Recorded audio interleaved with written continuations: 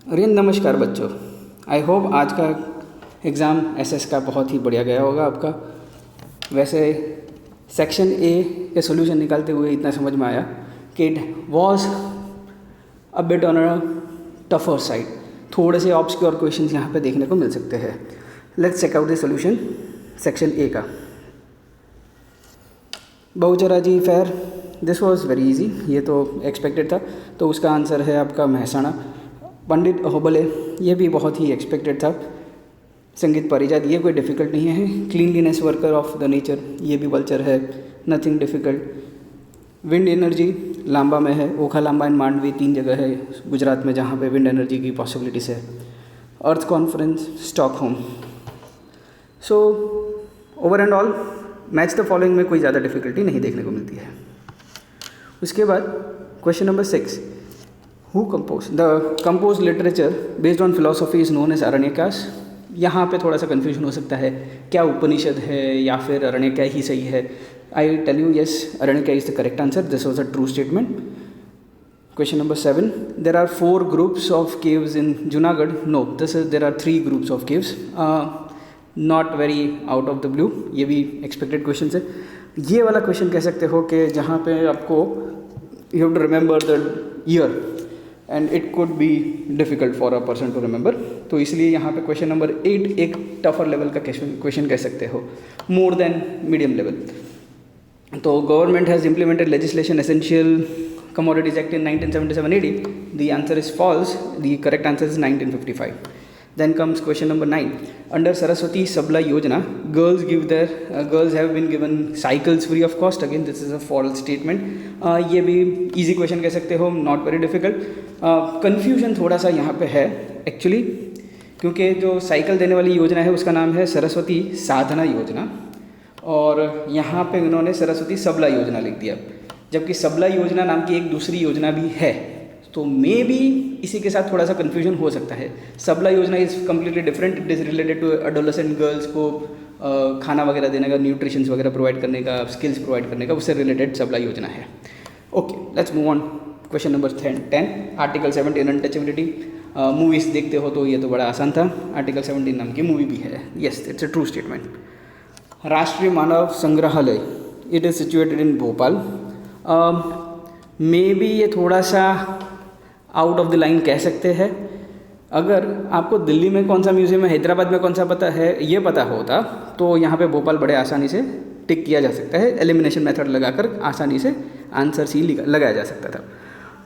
Okay, question number 12, Indian government has constituted Indian board of wild life in. Yes, this was on the line. ये इस chapter में से यही एक one of the expected questions होते हैं।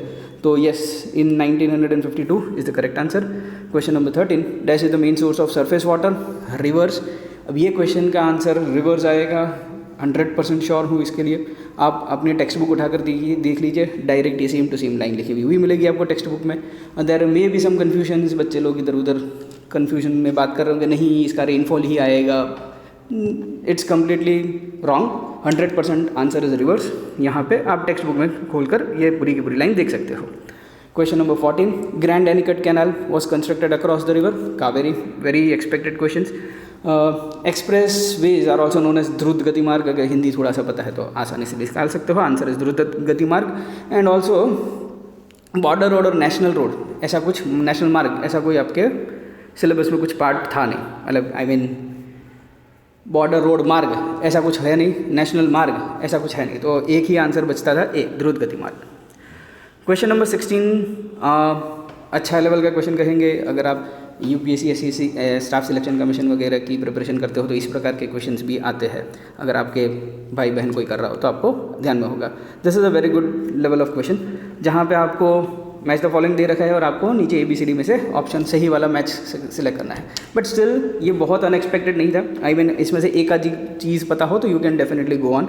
जैसे कि अगर वडोदरा म्यूजियम है तो वडोदरा में ही होगा, तो 3 के साथ B जाता है तो you can eliminate the 2 options जिसमें 3 के साथ B नहीं जा रहा है, यानी C निकल जाएगा, A निकल जाएगा। अब बचा आपके पास सिर्फ B और D। इसमें से आपको थोड़ा सा दिमाग लगाना है। जैसे सलर जंग अगर आपको पता हो तो it is in Hyderabad, if you know this much तो you are good to go with this answer. तो थोड़ा सा ट्रिकी लेवल कह सकता हूँ, but not completely very tricky. एक क्वेश्चन जो हमने ऊपर देखा वो थोड़ा सा डिफिकल्ट था, और एक आध दो क्वेश्चन थोड़े ऐसे हैं जहाँ पे आप फिसल सकते हो। आई होप करता हूँ कि आप में से कोई फिसले नहीं होंगे इन सारे क्वेश्चंस में, and you are going to score 24 out of 24 in the section A.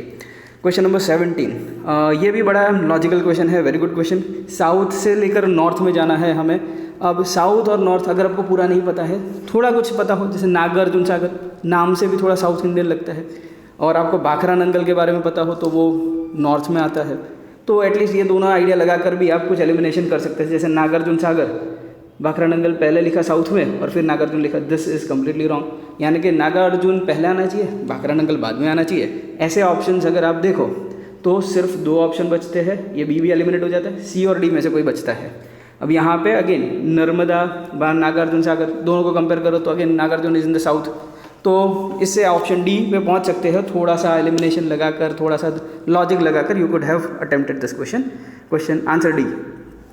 Question number 18, ये तो फैक्ट बेस्ड क्वेश्चन है, इसमें nothing to be explain, direct रट्टा मारा हो, आंसर आता है तो आता है, नहीं आता है तो नहीं आता है।